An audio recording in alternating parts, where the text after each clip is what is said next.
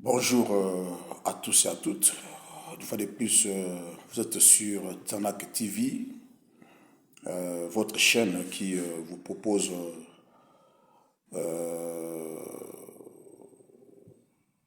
l'actualité internationale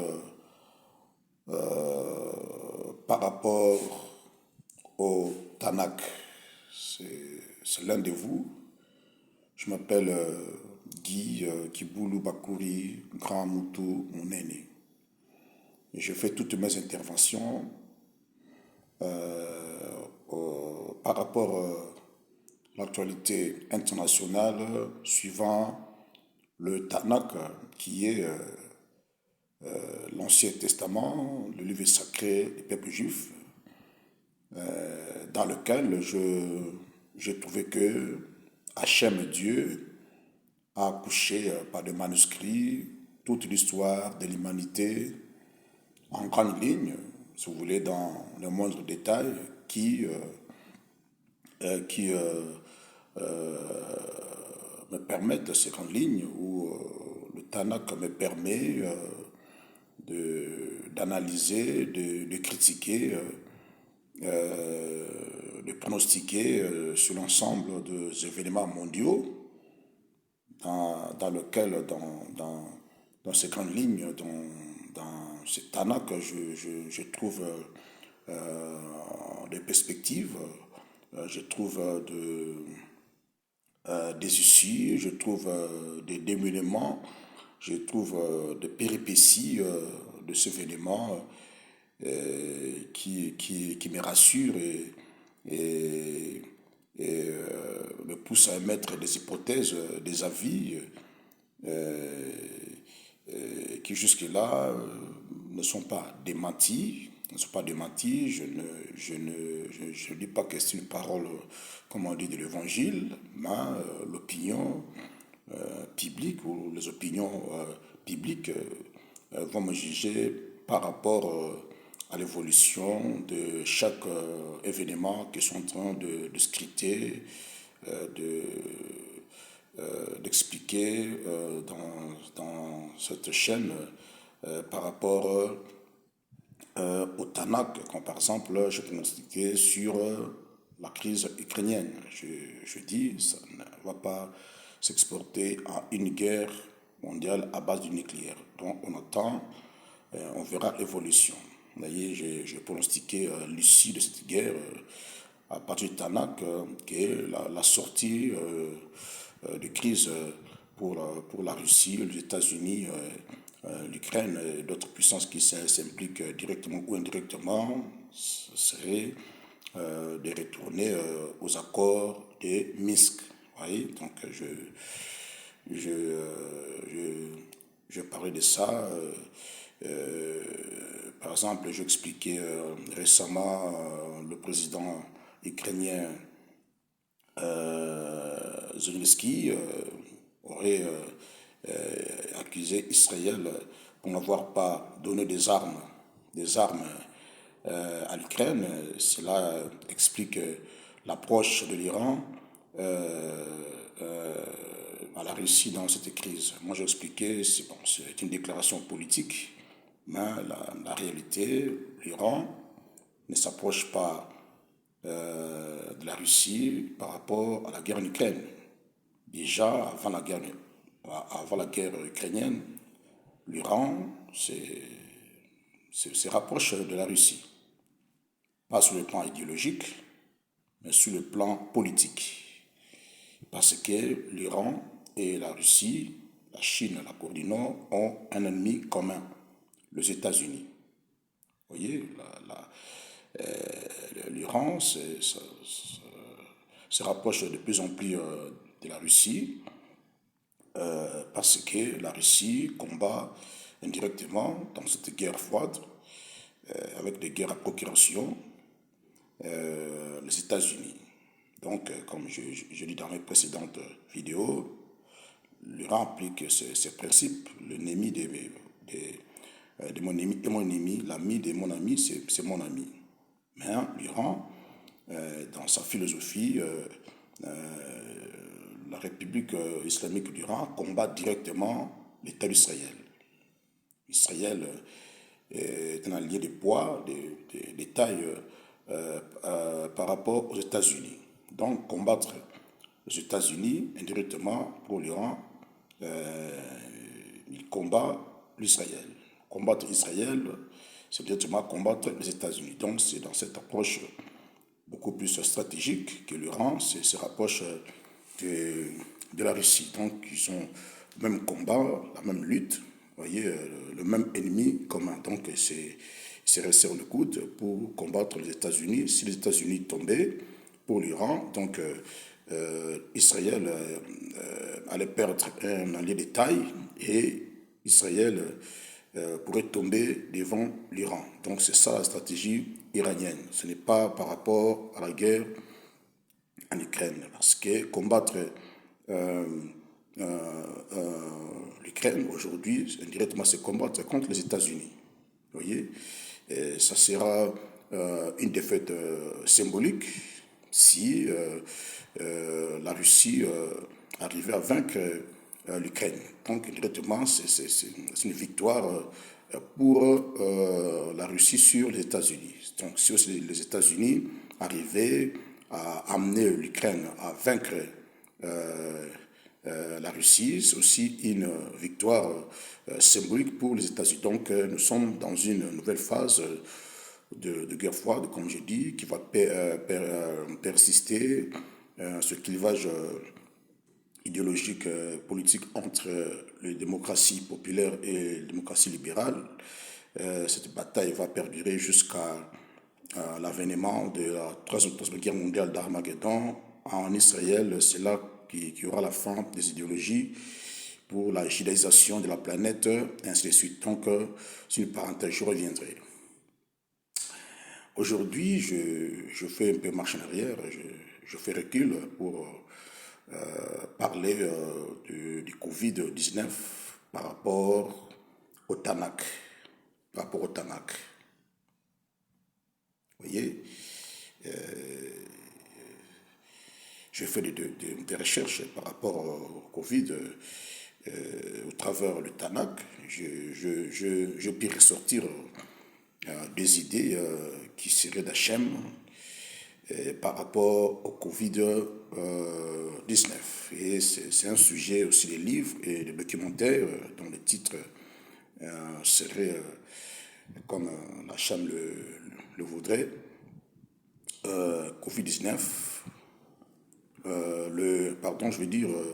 les néo-malthusiens, Covid-19, nouvelle guerre contre l'espèce humaine. Vous voyez, je fais allusion à la doctrine de Malthus, c'est pasteur anglican dont on tire la doctrine de Malthus. Il y a les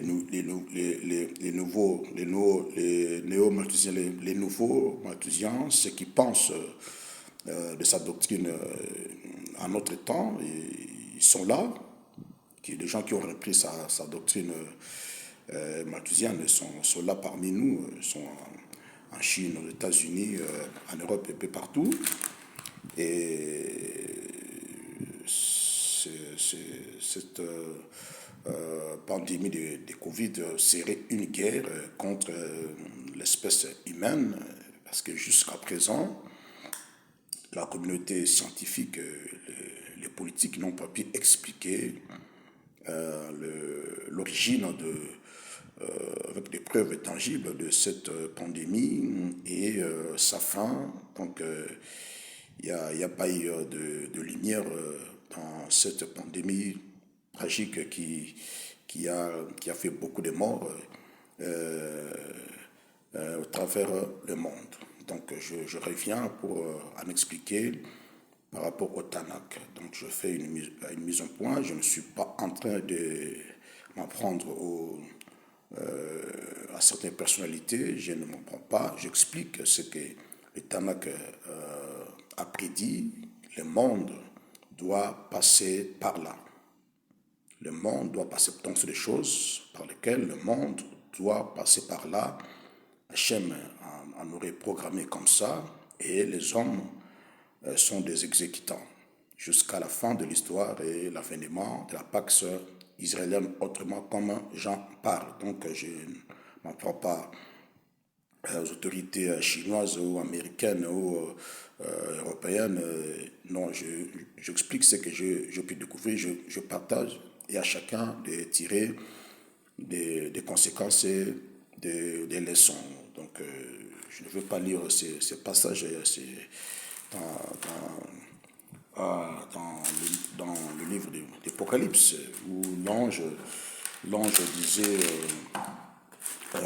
à Jean, malheur à la terre à cause des autres sons. Voyez, si je prends Apocalypse 8, verset 13, c'est la parole du Seigneur.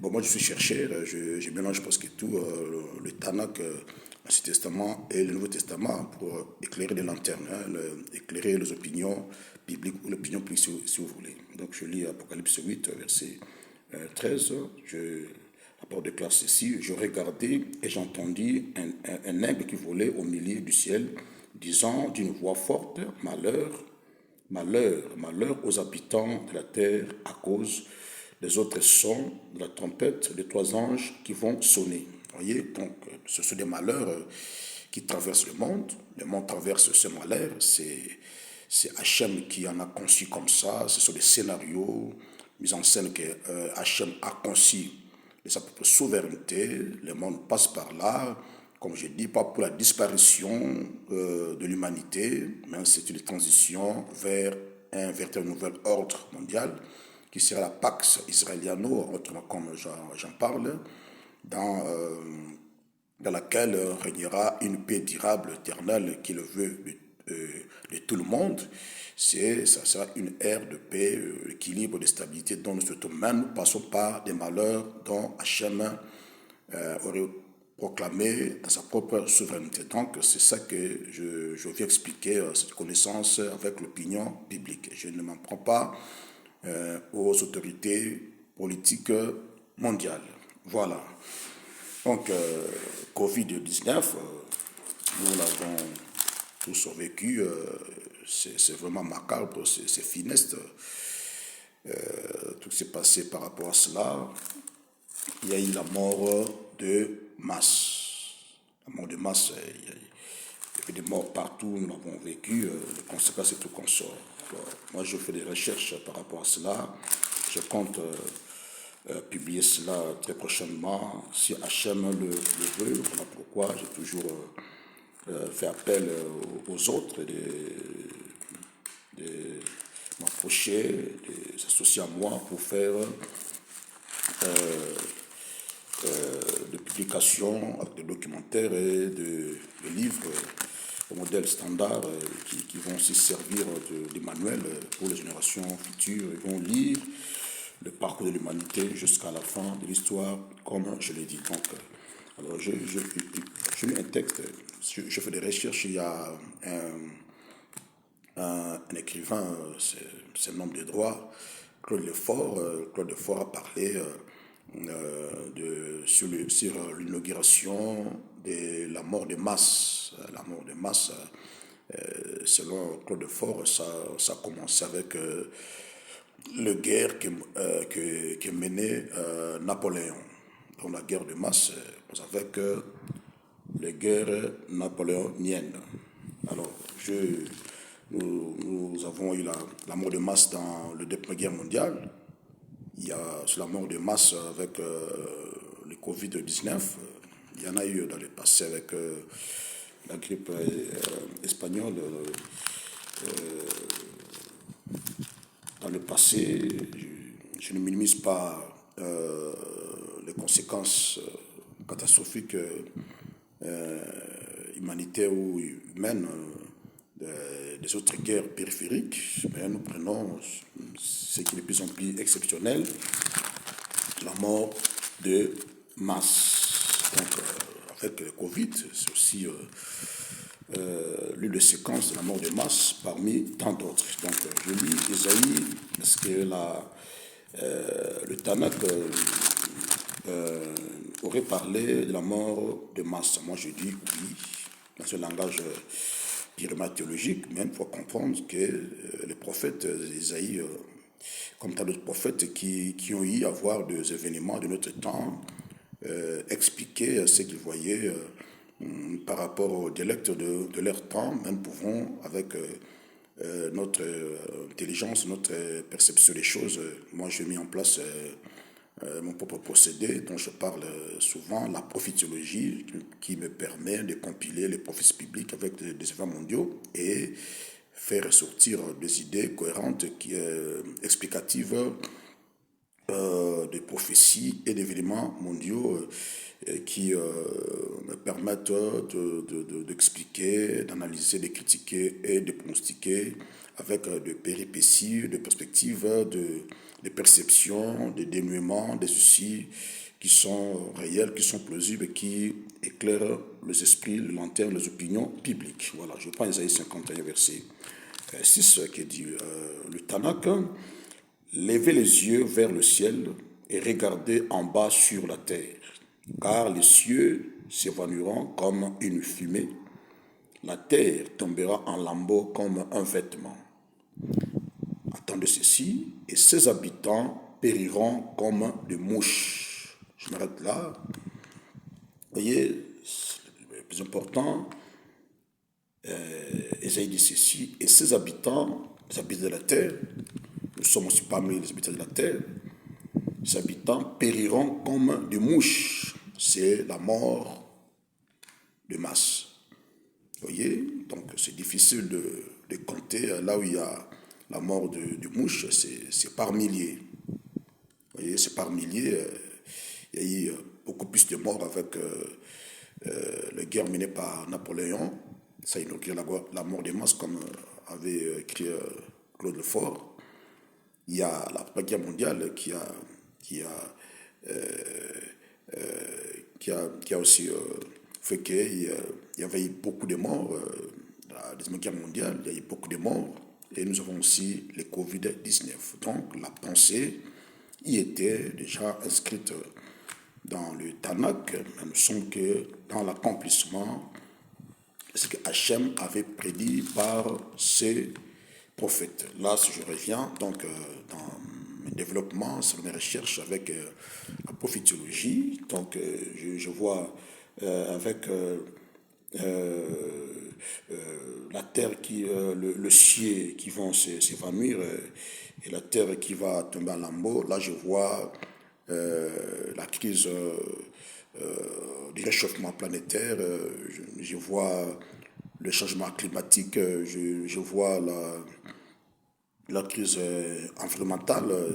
Tout cela est englobé dans ces passages qui aurait prédit ce que nous vivons actuellement.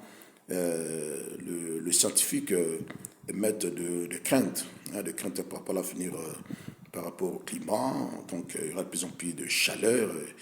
Et voilà, donc la prédiction, j'en parle dans ce livre, Les deux Malthusiens, le Covid, une nouvelle guerre contre l'espèce humaine. Voilà. Et dans tout ceci, l'homme est le principal agent destructeur, qui est changement planétaire, changement climatique et tout consort. L'homme qui dépend, qui est très dépendant de la science et de ses besoins. L'homme arrivé à détruire son environnement immédiat, longtemps. Je vois le ciel avec l'émission de gaz à effet de serre et la surexploitation de la terre et de ses ressources. Tout cela fait aujourd'hui qu'il y a des conséquences néfastes sur les populations de la terre qui meurent comme des mouches, si pas en un seul coup, sporadiquement. Les gens meurent chaque jour, s'il faut compter, donc de milliers. Voilà, donc je vais encore lire le passage qui parle de la mort de masse, qu'on peut relier avec le Covid-19. C'est vraiment très intéressant. Il y a dans Apocalypse 6, verset 7, 7, que dit la parole de Dieu. Donc c'est 6, verset 8, la parole déclare ceci: je regardais et voici parut un cheval d'une couleur pâle.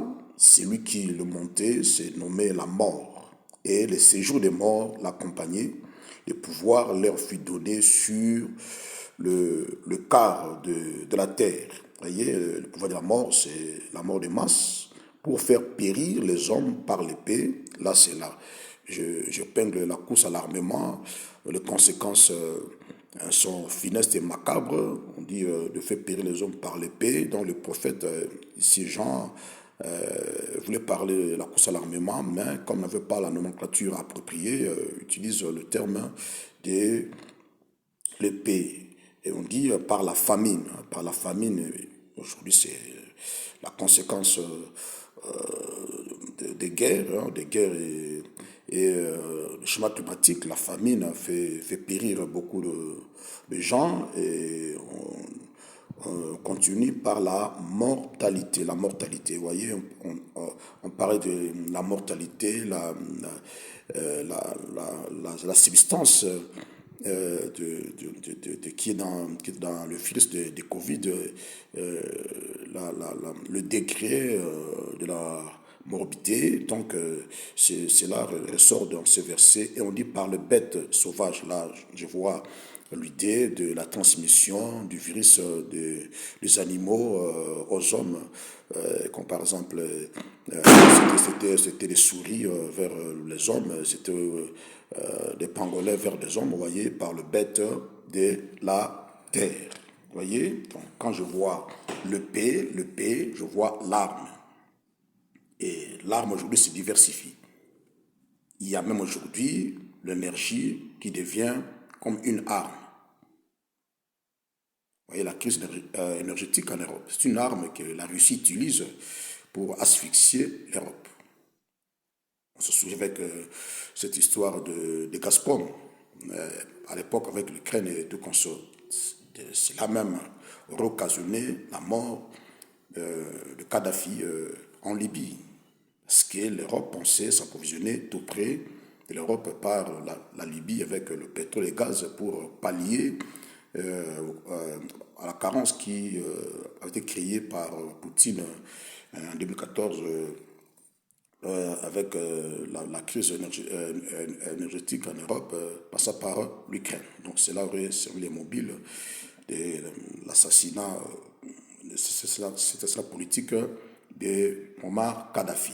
Vous voyez, donc l'arme, aujourd'hui même la culture c'est une arme, le soft power. Les États-Unis pensent déstabiliser la Russie ou la Chine par le soft power.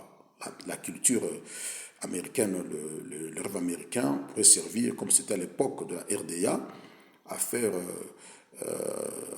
agenouiller la Russie, la Chine par les soft power. Donc le Russe va envier la vie sociale en Ukraine, par exemple, et ils vont retourner contre Poutine pour mener des réformes, et cela pourra entraîner des mouvements d'insurrection qui pouvaient aboutir